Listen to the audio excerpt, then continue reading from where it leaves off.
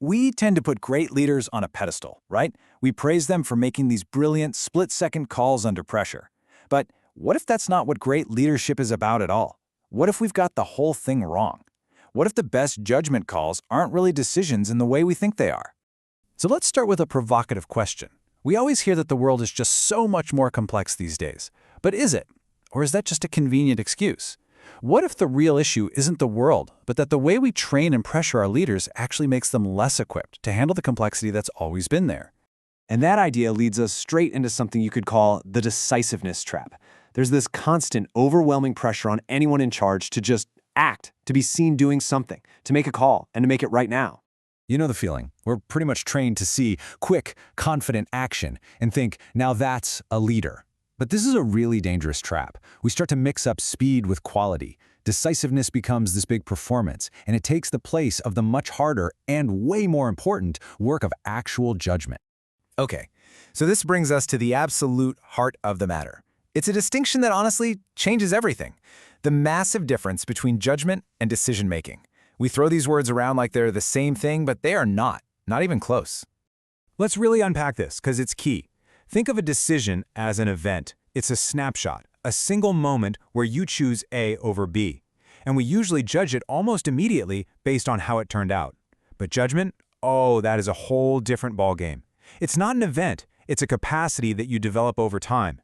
It's a process you have to cultivate, and you don't measure it by one single outcome, but by your accountability for a whole string of connected calls.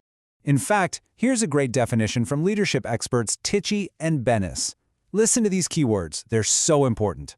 Ongoing capacity, live with, and stay accountable. See? This isn't about hitting one home run. It's about how you navigate the ripple effects of every choice you make for the long haul. So here's the big aha moment.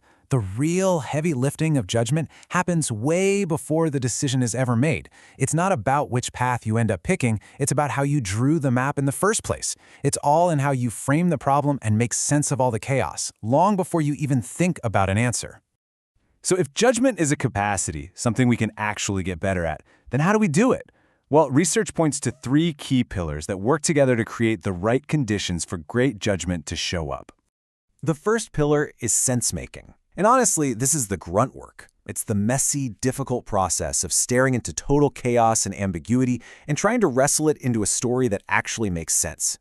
It's all about finding the signal in the noise so you can even begin to understand what you're dealing with. Second, you have to have real dialogue. And let's be super clear on this one. This is not about winning a debate. It's the opposite. It's a group exploration of our own thinking. It's the only way we can drag our hidden assumptions and biases out into the light where we can actually see them and understand the problem from more than just our own point of view. And the third pillar, man, this one might be the hardest of all. It's called suspension. Once that dialogue brings our assumptions out into the open, suspension is the incredible discipline to just hold them. You don't act on them, you don't push them away, you just look at them, treating them like objects to be examined instead of absolute truths. Now, it's so important to get this. These are not steps in a checklist. You don't do sense-making, then check it off, and do dialogue. No, they all work together. Being able to suspend your assumptions allows for real dialogue, and that dialogue deepens your sense-making. It's the combination that creates the space for real judgment to grow. So, if this all makes so much sense, why doesn't every leader just do this?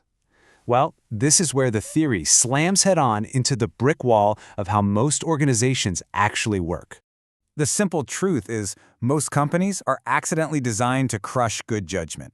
We reward speed, not reflection. We celebrate decisiveness, not dialogue.